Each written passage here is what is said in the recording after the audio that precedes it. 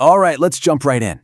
Today, we're tackling a really fascinating and honestly pretty alarming medical condition that seems to pop up out of the blue. Bell's palsy. Seriously, just think about that for a second. You go to bed totally normal, but then you wake up, you go to the mirror, and bam! One side of your face just isn't working. It's drooping. You try to smile, but only half your mouth moves. You can't even close one of your eyes. It sounds like something out of a movie, right? But for people with Bell's palsy, this is their reality. Okay, so what in the world is this thing that causes such a sudden, dramatic change? What is Bell's palsy? Let's break it down. So the official definition sounds a little clinical, but it's actually pretty straightforward. Acute just means it happens fast, like all of a sudden. And unilateral, that's the key part. It means one-sided. So put it all together, and Bell's palsy is basically a sudden paralysis of the muscles on one side of your face. Simple as that. You might also hear it called a couple other things like seventh nerve paralysis, which is a little more technical, pointing to the actual cranial nerve that's affected, or just, facial paralysis. They're all talking about the exact same thing. All right, so the big question is why?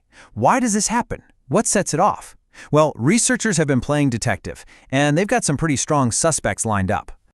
Okay, so suspect number one, the primary culprit, is believed to be a reactivation of the herpes simplex virus. Yep, the same virus that gives you cold sores. But in this case, it decides to wake up and mess with your facial nerve instead.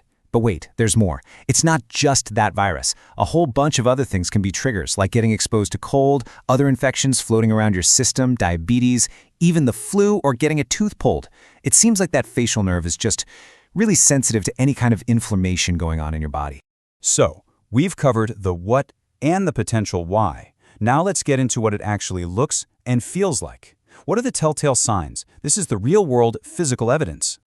And here's the most important thing to remember, the big giveaway. All of this stuff we're about to talk about, it's all happening on one side of the face. That's the signature move of Bell's palsy. Just look at this list. It really shows you the impact. On that one side, you literally can't smile, you can't wink, you can't even close your eye all the way. Try to raise an eyebrow? Nope, only one goes up. The corner of your mouth droops down. It can even slur your speech because, well, you need those muscles to talk properly. And get this, it can even mess with your sense of taste. Oh, and the whole excessive tears thing? That's because your eyelid can't blink correctly to spread the tears around, so they just spill out. And again, all of this is happening on that one single affected side. Okay, I know. Hearing all of that sounds pretty scary. But here's where we get to the good news, and it's really good news. There is absolutely a path forward to recovery.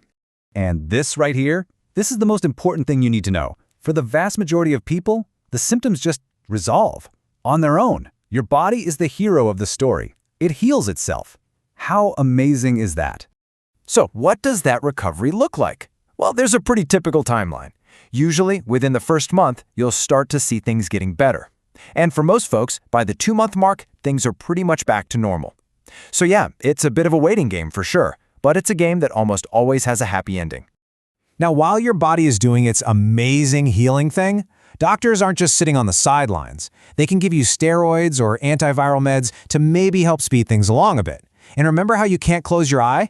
That's a big deal. So they'll give you eye drops or ointments to protect it from getting dried out or infected. But at the end of the day, the number one treatment is just giving your body the time it needs to do its thing and heal that nerve.